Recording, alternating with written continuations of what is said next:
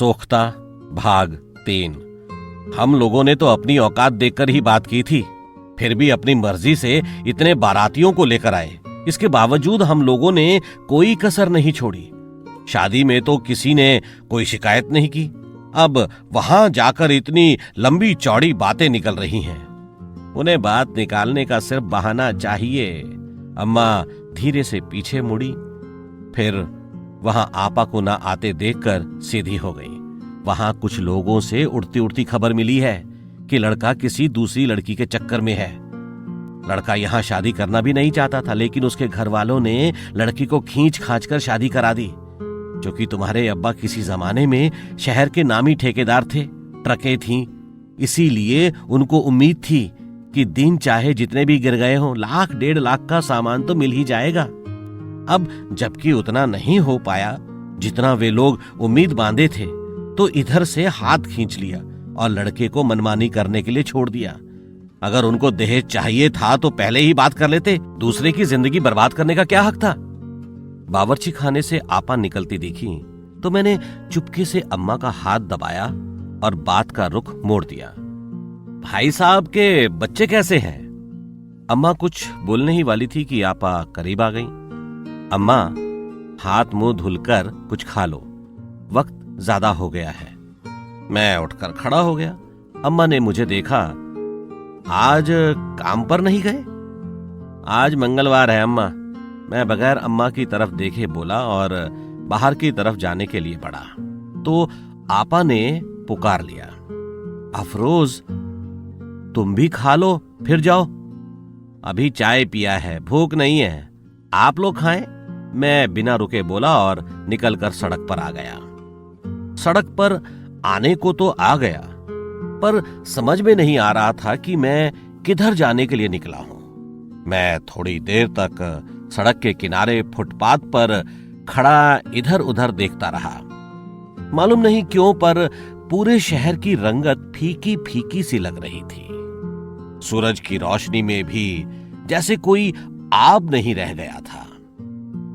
सामने से तनवीर के साथ अब्बा आते दिखे तो मैं वहां से धीरे धीरे खिसकने लगा और निरुद्देश पुराने चौक की तरफ बढ़ चला। इस बीच सोच लिया कि पुराने चौक से होते हुए वीर विनय चौक, फिर एमपीपी इंटर कॉलेज से होते हुए पुरैनिया तालाब सादिक के पास जाऊंगा। घूमते घूमते थोड़ा वक्त तो कटेगा। मैं वीर विनय चौक के पास आ गया। चौक से थोड़ा हटकर एक फुटपाथ पर तखत को जोड़कर एक छोटा सा मंच का रूप दिया जा रहा था। मंच बनाने वालों को देखकर अंदाजा लग गया कि रात को बलरामपुर जिला बनाओ संघर्ष समिति की आम सभा होने वाली है। अचानक गौरी होटल का ध्यान आया। मालूम नहीं क्यों इस होटल में बैठने से दिल को सुकून मिलता है। ऊपर होटल में बैठकर नीचे चौक का नजारा देखते और भी अच्छा लगता है। लखनऊ के कॉफी हाउस में बैठने का तो कभी मौका नहीं मिला, लेकिन जितनी चर्चा सुनी है उससे तो इस होटल का महत्व कम नहीं होता। जेब का ख्याल आते ही मन बुझ गया। होटल की सीढ़ियां चढ़ने के लिए कम से कम एक चाय का पैसा तो होना ही चाहिए।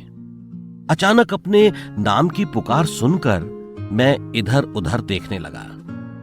थोड़ी देर तक तो मैं समझ ही नहीं सका कि आवाज किधर से आई है। थोड़ी कोशिश के बाद डाकखाना के बगल खोखा वालों के बीच रखी एक डाबली में सुरेश पाठक और जखामत अली बैठे दिखाए। जखामत हाथ उठाकर अपनी मौजूदगी का संकेत दे रहा था।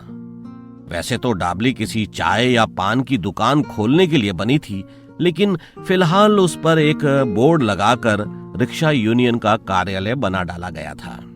जहां तक मुझे याद है, इस कार्यालय में कभी कभी एक मेज और एक कुर्सी रखी दिख जाती है और कुर्सी पर अकड़कर बैठा एक मुल्ला टाइप का आदमी भी। उस वक्त ये कार्यालय के बजाय कान का मैल साफ करने वाले की डाबली ज्यादा लगती है, जैसे किसी फेरी वाले के पास पैसा आ जाने से डाबली खोलकर बैठ गया हो। फिलहाल कुर्सी मेज नदारद थी और वो मुल्ला जी मंच बनाने में व्यस्त थे।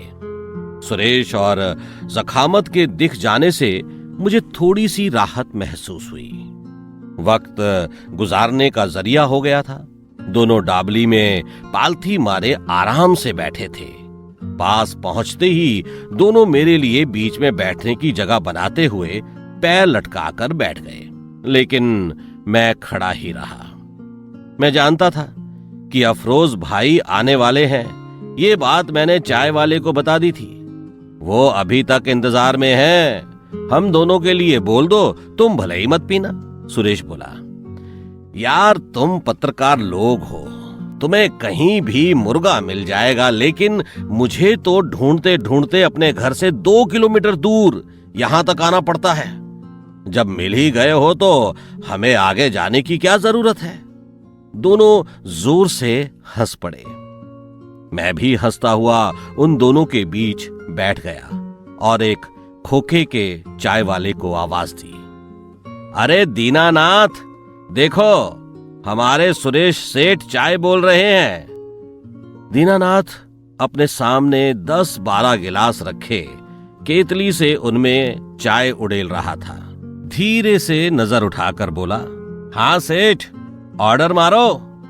सुरेश ने मेरे पीछे से सिर के ऊपर हाथ ले जाकर चाय वाले को 3 उंगलियां दिखाई और चुपचाप बैठ गया। मैं देखकर भी अनजान बना रहा, लेकिन आंखें छलछला आई। किसी ने आज तक मेरी मजबूरी का मजाक नहीं उड़ाया। यदि ऐसा हुआ होता तो शायद मैं अपनी जिंदगी से बहुत पहले ही हार मान बैठता। ये दोस्त ही हैं जो आज तक जिंदगी से जूझने का हौसला बढ़ाते आ रहे हैं। आंखों में उभर आए आंसुओं को अंदर ही जज्ब करने के लिए मुझे काफी मशक्कत करनी पड़ी। आज फिर सारे कटुए इकट्ठे होने जा रहे हैं। सुरेश मंच की तरफ देखकर बोला, मैं अब तक बिल्कुल सामान्य हो गया था। देख बे, गाली मत देना, तू यहां अकेला ही है, समझ जा। फिर ज़खामत ने मजाकिया रौब झाड़ा, तो क्या कर लेगा तू हैं? सुरेश उठकर ज़खामत की तरफ बढ़ा तो ज़खामत दोनों हाथ उठाकर अपना बचाव करते हुए हंस पड़ा। कुछ नहीं मेरे बाप, तू बैठ जा, क्यों मेरी इज्जत का जनाजा निकाल रहा है। सुरेश हंसता हुआ वापस अपनी जगह पर बैठ गया। मैं भी हंसने लगा। ये बात तो सच है कि अशफाक को राजनीति बिल्कुल नहीं आती। तुलसीपुर का टाउन एरिया से नोटिफाइड एरिया बनते ही जो आमदनी बलरामपुर से कटकर उधर ही रह गई है, उससे तो बलरामपुर को जिला बनाओ आंदोलन के जरिए बलरामपुर में क्रांति आ जानी चाहिए थी।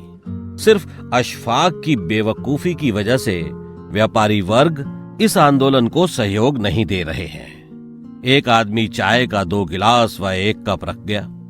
ज़खामत ने कप उठाया तो मैंने जल्दी से गिलास उठाकर उसकी तरफ बढ़ा दिया और दूसरे हाथ से उसके हाथ का कप ले लिया। ये बात अशफाक की समझ में भी आ गई है, लेकिन थोड़ा वक्त गंवाने के बाद ज़खामत ने मेरी बात का समर्थन किया।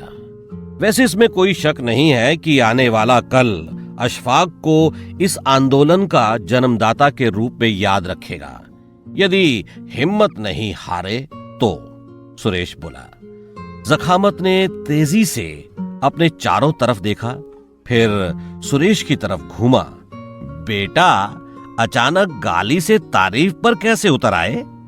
आसपास अशफाक के किसी आदमी को देख लिया है क्या?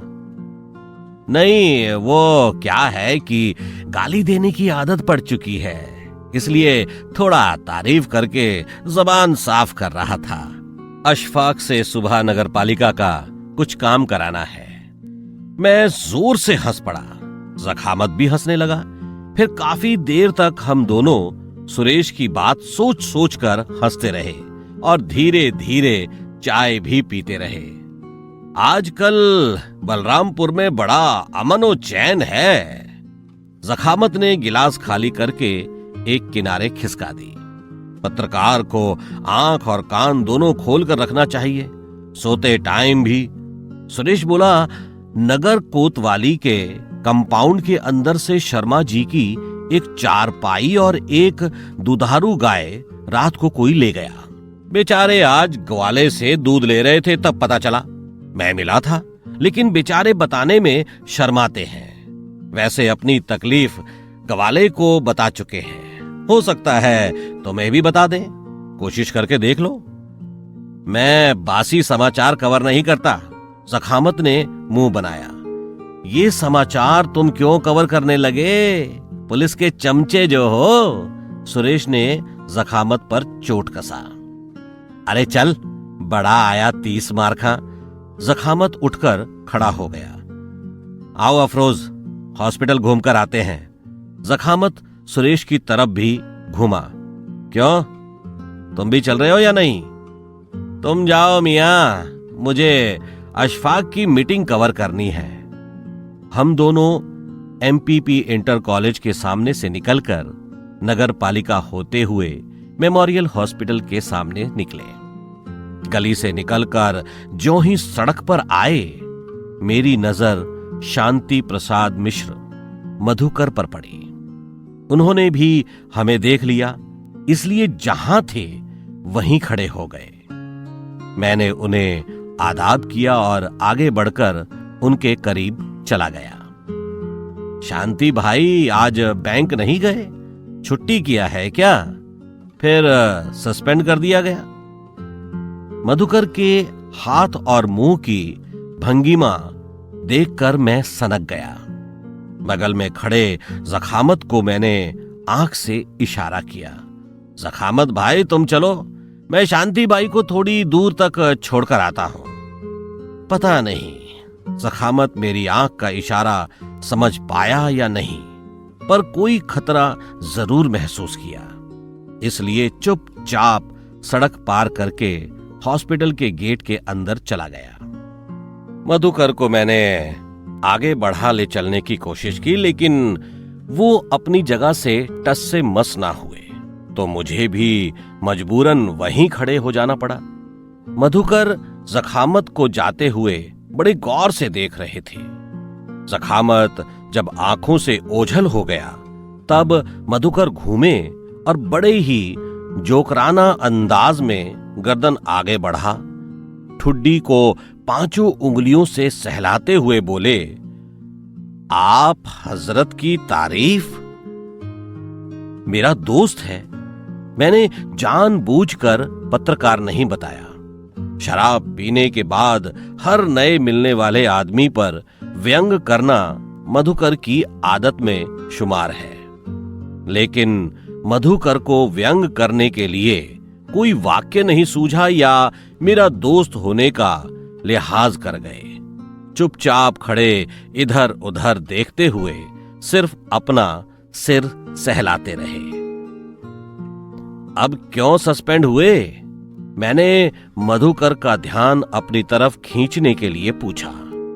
किसानों के बैल नहीं खिंचवा सका, खलिहान उजड़वाने से ज्यादा किसानों की मजबूरी उनके बच्चों के मुरझाए चेहरों को महत्व दिया, इसलिए।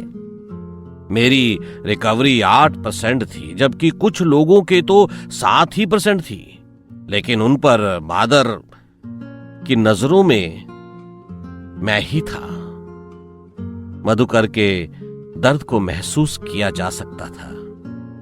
आज के समय में इंसान होना कोई बड़ी बात नहीं है, पर उस इंसान में इंसानियत का होना सबसे बड़ा गुनाह है, जो मधुकर के रूप में सामने खड़ा था। मधुकर अपने अधिकारियों को गाली देने लगे। बात करते वक्त बड़े हास्यास्पद ढंग से हाथ मुंह चला रहे थे। राह चलते लोग बरबस मधुकर को फिर मुझे देखने लगते। हम दोनों एक तरह से उपहास का पात्र बनते जा रहे थे। वहां से खिसकना ही मैंने बेहतर समझा। इधर कहां जा रहे थे? गया था दारू लाने, चलो घर चलते हैं। मधुकर ने पैंट की जेब में रखी शीशी कपड़े के ऊपर से ही दिखाई तो मैं डर गया। कहीं रास्ते में ही ढक्कन ना खोल दें। लेकिन चलने के नाम पर थोड़ी राहत महसूस की। शराब पीने के बाद मधुकर की बोली में व्यंग, हाथ और चेहरे पर मस्खरों का भाव और स्वभाव उग्र हो जाता है। अगर देखा जाए तो हाथ और चेहरे के भाव से उनकी बोली और स्वभाव का कोई तालमेल नहीं बैठता। लेकिन मधुकर हाथ और चेहरे की भंगिमा से क्या व्यक्त करना चाहते हैं, ये 8-10 साल की दोस्ती के बाद भी नहीं समझ सका मैं।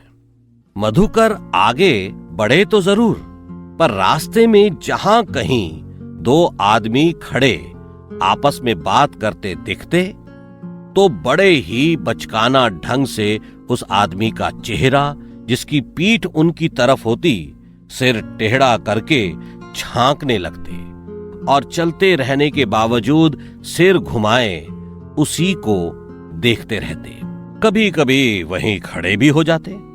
उस वक्त मुझे बड़ी झेप लगती और तब मैं दूसरी तरफ देखने लगता।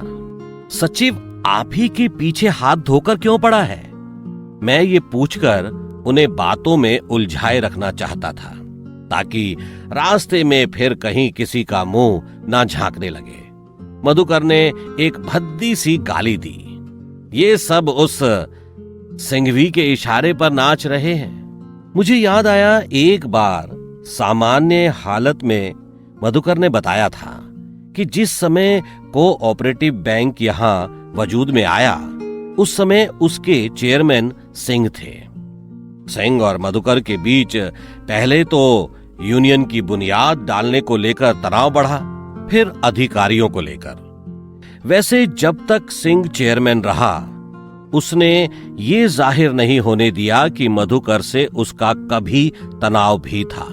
लेकिन चेयरमैन की कुर्सी से हटते ही उसने बैंक में बनाए हुए अपने दबदबे का पूरा प्रयोग किया और फिर शुरू हुआ मधुकर को जायज नाजायज तरीके से बिठाने का सिलसिला। हम दोनों एमएल के डिग्री कॉलेज के पिछले गेट के सामने से निकलकर पूरब टोला में दाखिल हो गए। सड़क पर तो खतरा कम था, लेकिन इस मोहल्ले के कुछ ही मीटर की सड़क पर खतरा पहले से भी ज्यादा हो गया था। मधुकर के जान पहचान का कोई भी मिल सकता था और उसको उसकी मर्जी के खिलाफ कितनी देर तक झलते, ये वो खुद भी नहीं जानते थे। रोड के दोनों तरफ छप्पर के होटलों के करीब से मैं सांस रोककर गुजरता रहा। मधुकर कुछ ढूंढने की गरज से होटलों में झांकते जरूर रहे, पर शायद कोई जान पहचान का दिखा नहीं, इसलिए बगैर रुके आगे बढ़ते रहे। मधुकर जब अपने मकान की तरफ गली में मुड़े, तब मैंने चैन की सांस ली। मकान के सामने बालू और ईंटों का ढेर लगा था। मधुकर घर की चौखट लांघते लांघते बता चुके कि मकान बहुत जल्द उधार बाड़ी लेकर बनवाना शुरू कर देंगे। सीमेंट मुहैया ना कर पाने की वजह से काम रुका है। हम दोनों बाहरी कमरे में आ गए। कमरे में हमेशा की तरह चारपाई पर बिस्तर लगा था। मधुकर ने अंग्रेजी शराब की शीशी निकालकर चारपाई पर रख दी और बुशर्ट का बटन खोलने लगे। बिटिया, तुम्हारे अफरोज चाचा आए हैं, इनके लिए चाय बनाओ और हमें एक लोटा पानी दे दो। मैं चारपाई पर एक तरफ पैर लटकाकर बैठ गया। मधुकर ने शर्ट पैंट उतारकर दीवार पर लगे बारहसिंगा के सींग में दोनों तरफ लटका दिया और बनियान व पट्टीदार जांघिया में आकर चारपाई पर पालथी मारकर बैठ गए। ये भाग यहीं समाप्त होता है। आगे की कहानी सुनने के लिए सुनिए भाग 4।